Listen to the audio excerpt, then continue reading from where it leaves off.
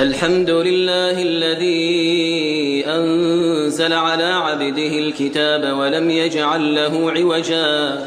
قيما لينذر بأسا شديدا من لدنه ويبشر المؤمنين الذين يعملون الصالحات أن لهم أجرا حسنا ماكثين فيه أبدا وينذر الذين قالوا اتخذ الله ولدا ما لهم به من علم ولا لآبائهم كبرت كلمة تخرج من أفواههم إن يقولون إلا كذبا فلعلك باخع نفسك على آثارهم إن لم يؤمنوا بهذا الحديث أسفا إنا جعلنا ما على الأرض زينة لها لنبلوهم أيهم أحسن عملا وإنا لجاعلون